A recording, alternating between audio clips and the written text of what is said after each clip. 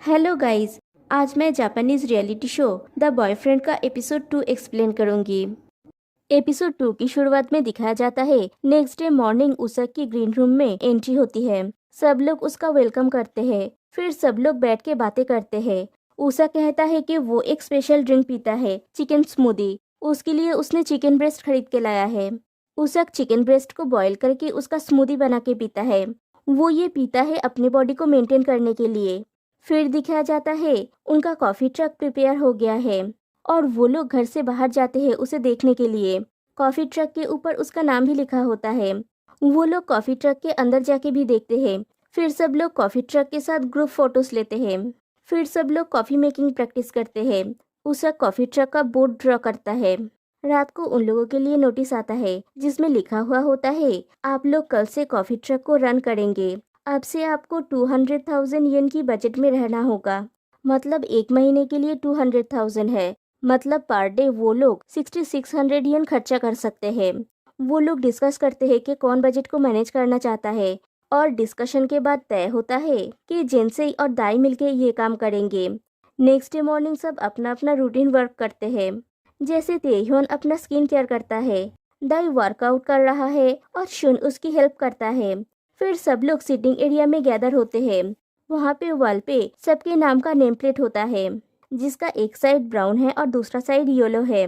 अच्छा, यहाँ पे मैं इनका सिस्टम थोड़ा समझा दूँ। हर रोज 2 जन के ग्रुप कॉफी ट्रक को रन करेगा। उनमें से एक पर्सन को अथॉरिटी चूज करेगा जिसका नेम प्लेट ब्राउन कलर में होगा।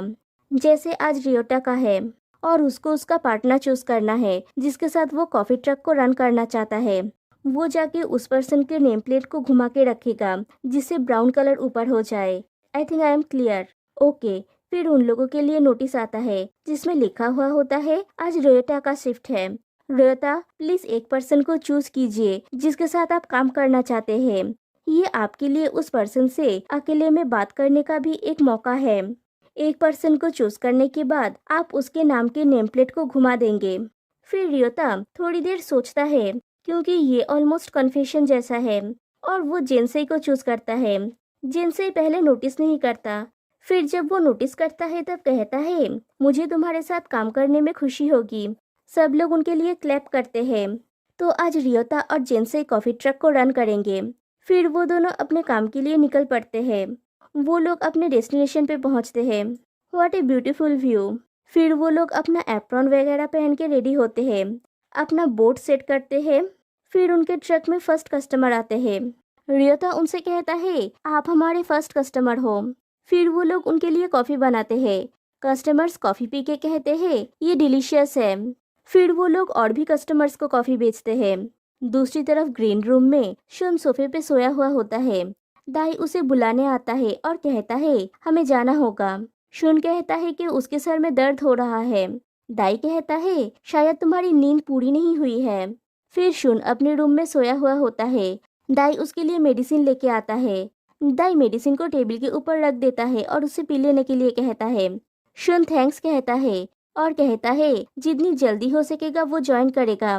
दाई कहता है, डोंट वरी, अपना ख्याल रखो, और वहाँ से चला जाता है। दूसरी तरफ रियोता और जेनसे का काम हो जाने के बाद दोनों बैठ के बातें करते हैं। रियोता कहता है, ये अच्छा होगा अगर हम दोबारा साथ में काम कर सके। जेनसे कहता है कि उसे भी यही लगता है। फिर पूछता है रियोता ने उसे क्यों चुना। रियोता कहता है कि वो जेनसे के साथ काम करने के लिए वेट कर रहा था और उसे इसके ऊपर विचार करने की जरूरत नहीं है। उन लोगों को ग्रीन रूम पहुंचते पहुंचते शाम हो जाती है। सब लोग पूछते हैं कि दिन कैसा रहा। रियोता कहता है कि ये मजेदार रहा, हमारा टीम वर्क अच्छा था। जिनसे कहता है कि इस काम में टीम वर्क बहुत जरूरी है।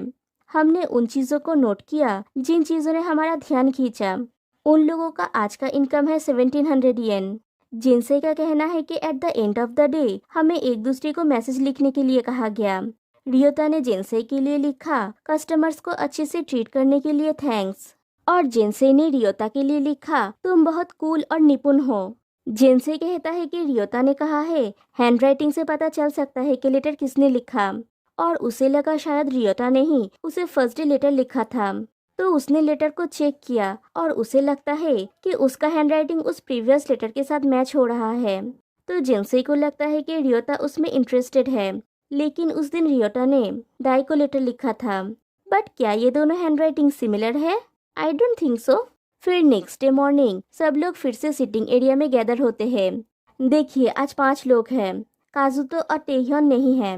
ओके, आज कॉफी ट्रक के लिए दाई का शिफ्ट है। और वो किसे चूज करेगा ऐसे पार्टनर? ऑफ कोर्स शुन को। वो शुन को चूज करता है और कहता है प्लीज मेरे साथ काम करो। शुन कहता है माय प्लेजर। फिर दिखाया जाता है दोनों साथ में कॉफी ट्रक में काम करते हैं। दाई ने पूरा टाइम बहुत एंजॉय किया। उसका कहना है कि कॉफी ट्रक में वो दोनों इतने करीब थे कि वो 100 टाइम्स किस कर सकते थे। और जब भी उसने नजर उठाया शुन का लिप्स एकदम करीब था, तो वो ट्राई कर सकता था, लेकिन वो श्योर नहीं है कि शुन उसके लिए क्या फील करता है। दूसरी तरफ जिनसे, रियोता और उसक टीम बात ले रहे हैं। जिनसे उसक से कहता है मैंने इतनी नजदीक से ऐसे मसल्स कभी नहीं देखे, तो मैं घूरे बिना नहीं रह सका। इनक्रेडिबल। उसक पूछता है क्या तुम दोनों शो में इस घर में असली रूप में हो? रियोता कहता है कि वो पूरी तरह से अपने ट्रू सेल्फ में है। उसक पूछता है तुम्हें पता है तुम लोग रात में कैसे साथ में गेम खेल रहे थे? मैं उसमें शामिल नहीं हो पाया क्योंकि मुझे वर्कआउट करना था। मैं अक्सर अपने रूम में ही रहता हूँ। मुझे उम्मीद है कि मैं अपना काम करने में कंफर्टेबल हो सकूंगा। रियोता कहता है डोंट वरी, खुद को फ्री महसूस करो। उसक कहता है कभी कभी मैं श्योर नहीं होता कि मेरे असली स्वरूप क्या है। क्या ये मैं हूँ या फिर समझदार बनने की कोशिश कर रहा हूँ? कभी कभी मैं श्योर नहीं होता कि मैं एक्चुअली क्या हूँ। रियोता कहता है कभी कभी ऐसे थॉट्स हमारे दिमाग में आ जाते हैं। उसक का कहना है कि उसके पास्ट रिलेशनशिप में कई बार ऐसा हुआ है जब चीजें खत्म हो गई है और वो अपने ट्रू फीलिंग्स को एक्सप्रेस नहीं कर सका।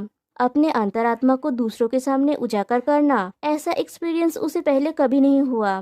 वो उम्मीद करता है कि उसके यहाँ पे रहने के दौरान वो दूसरों के सामने ईमानदारी से अपने फीलिंग्स को एक्सप्रेस कर पाएगा। बैक टू दाइसुन। उनका आज का इनकम है 9000 येन। काम के बाद दोनों बैठ के बातें कर रहे हैं। दाई शुन से पूछता है कि उसने अभी तक कितनों से सीरियसली डेट किया है। शुन आंसर करता है 3 जन से। दाई पूछता है क्या वो सभी तुमसे बड़े थे? शुन कहता है फर्स्ट वाला 30 साल का था, सेकंड वाला 28 का और थर्ड वाला 23 का था। दाई पूछता है थर्ड वाला तुम्हारे सेम एज का था? शुन कहता है हाँ, वो न्यूयॉर्क से था और मैं उसे जापान में मिला था। वो लव एट फर्स्ट साइट था उसकी तरफ से। वो सच में मुझे प्यार करता था, लेकिन उस रिलेशनशिप से मुझे जो मिला वो इनफ नहीं था। मैं उससे ज्यादा चाहता था। मैं ऊंचे आदर्श रखने लगा। दाई कहता है इट्स ओके, तुम समय बर्बाद करने से बच गए। दाई अभी भी शुन के फीलिंग्स को समझ नहीं पाया। वो ये सोच रहा है कि शुन उसको पसंद करता है या नहीं। दाई बहुत कंफ्यूज्ड है। फिर दिखाया जाता है रियोता, जिनसे और शुन सीटिंग एरिया में बैठे होते हैं। रियोता कहता है हम जेंगा ट्राई क्यों नहीं करते? हारने वाले को उस इंसान का नाम बताना होगा जिसमें वो इंटरेस्टेड है। पहले राउंड में ही रियोता हार जाता है। शुन पूछता है यहाँ पे ऐसा कोई है जिसे तुम पसंद करते हो? रियोता कन्फेस करता है कि वो किसी के प्रति इंटरेस्टेड है। शुन पूछता है क्या तुमने उससे कुछ कहा? रियोता कहता है कि उसने अभी तक नहीं कहा। रियोता जिस पर्सन में इंटरेस्टेड है वो उसके सामने ही बैठा था। वो शुन है। रियोता शुन को पसंद करता है। शुन वो इंसान है जो मजेदार चीजें करता है। वो विचित्र और दूसरों से अलग है। रियोता को वो इंटरेस्टिंग लगता है, इसलिए वो शुन को और भी जानना चाहता है। दूसरी तरफ जिनसे को लगता है कि रियोता उसके बारे में बात कर रहा है। रियोता उसे पसंद करता है। यहाँ पे एक मिसअंडरस्टैंडिंग क्रिएट होता है। फिर दिखाया जाता है रियोता और शुन स्विमिंग पूल में खेल रहे होते हैं। फिर सब लोग बैठ के डिस्कशन कर रहे होते हैं। वो लोग बजट के बारे में डिस्कस करते हैं। दाई कहता है हमें 6000 येन पर डे के हिसाब से बजट बनाना होगा और इसके लिए हमें बात करना होगा। पहले जो सवाल वो पूछता है वो चिकन के बारे में। उषा कहता है कि एक पैक का कॉस्ट है 800 येन और उसे 3 पैक चाहिए होता है।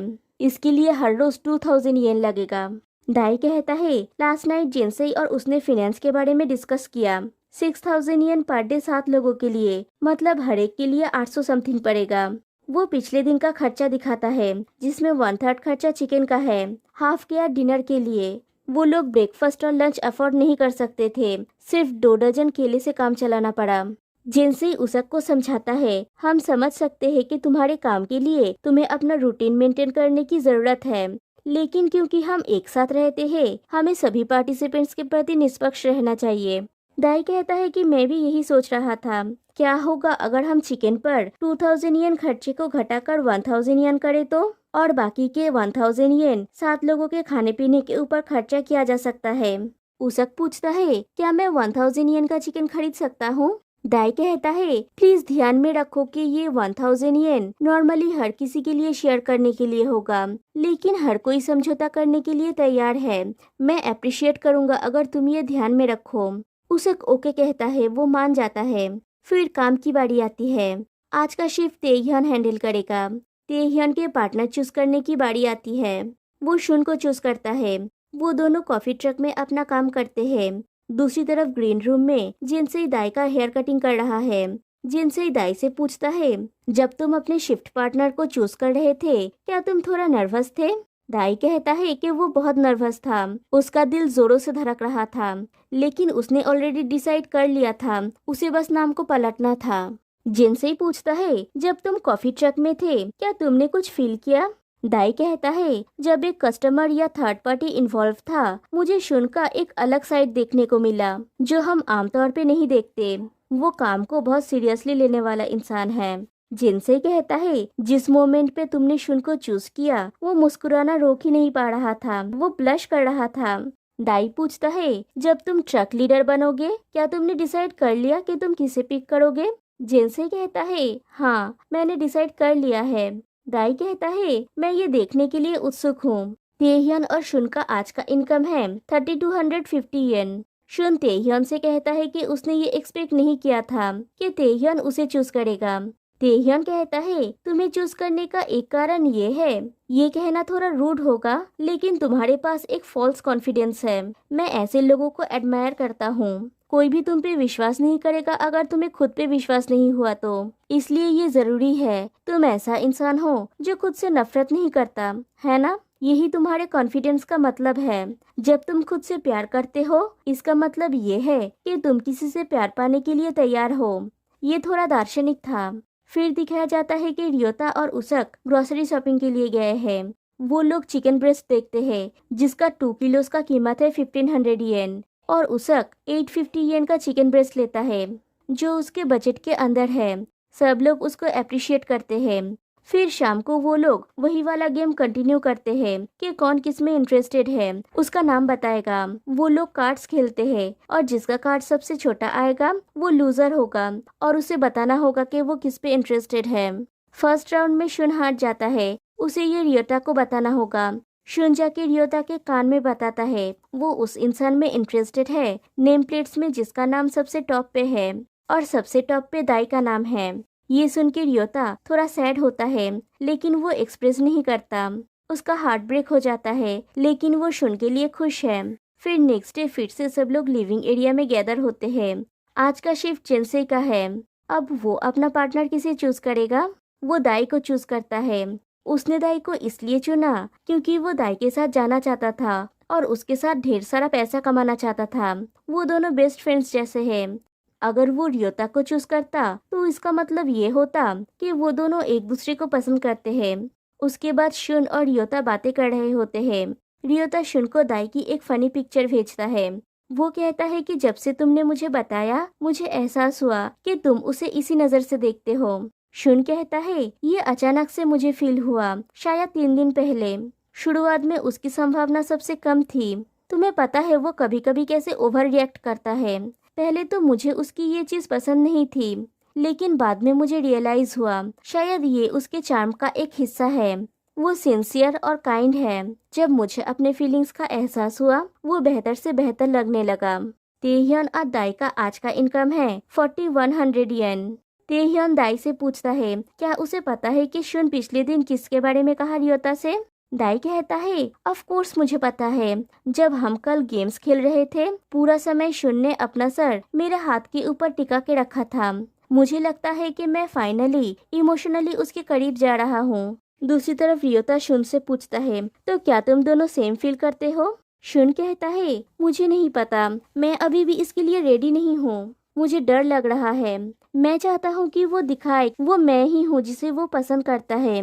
Otherwise I can't. लेकिन मैं आश्चर्य हूँ कि उसे मेरे बारे में क्या पसंद है। रियोता भी शुन से अपने फीलिंग्स के बारे में कन्फेस करना चाहता था। उसे थोड़ी सी आशा थी, लेकिन आज शुन को देख के उसे ये बताने का सही समय नहीं लगा कि वो क्या फील करता है। उसे लगता है कि ये शुन के लिए इमोशनली बहुत ज्यादा होगा। रात में दाई और शुन साथ में टाइम स्पेंड कर रहे होते हैं। दाई अपना फोन शुन को देता है कुछ देखने के लिए। शुन देखते देखते ऐसा कुछ देख लेता है जो उसे नहीं देखना था। वो दाई को फोन लौटा देता है और अपसेट होके सो जाता है।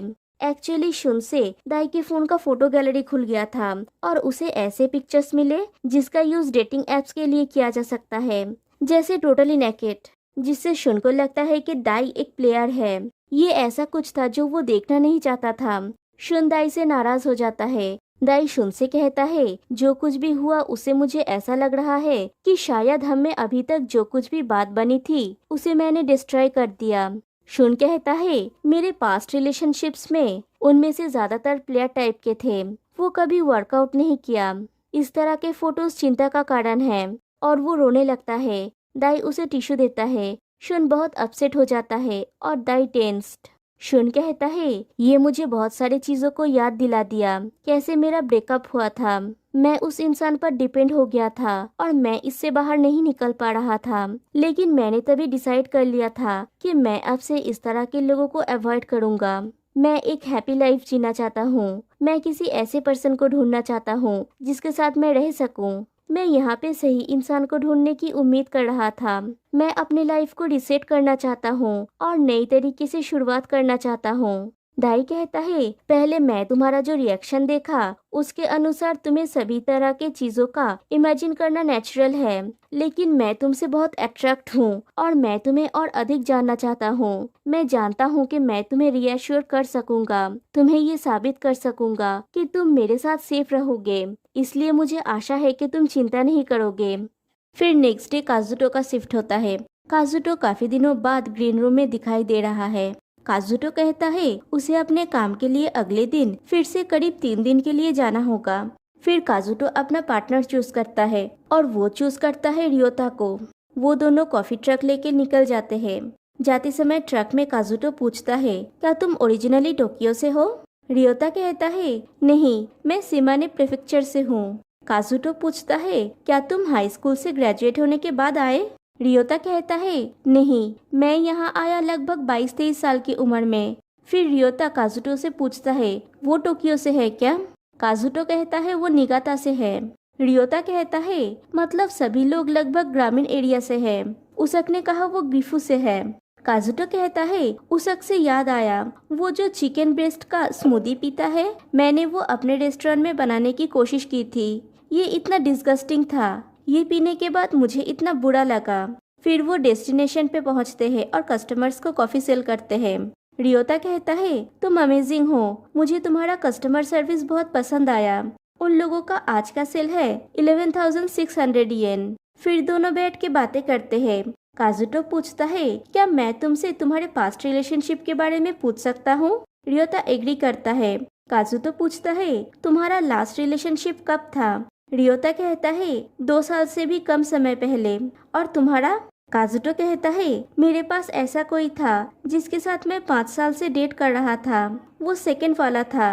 पहला वाला जब मैं 19 साल का था तब मैंने पहली बार डेट किया था, लेकिन उस समय मैंने पूरी तरह से एडमिट नहीं किया था कि मैं पूरी तरह से ऐसा ही था। जब तुम शादी भी नहीं कर सकते, मुझे ऐसे रिलेशनशिप का कोई मतलब नहीं दिखता। मेरे होम टाउन में ऐसा कोई नहीं था। एक्सेप्टेड आइडिया यही था कि एक लड़का और एक लड़की डेट करेंगे, फिर शादी करेंगे और बच्चे पैदा करेंगे। यही जीवन का सामान्य मार्ग है। मैं इस बात को लेके कंफ्यूज्ड था कि 2 पुरुषों के डेट करने का क्या मतलब है। मैं ऐसा पैदा क्यों हुआ? हमारी दुनिया में सब यही बात को लेके चिंतित है।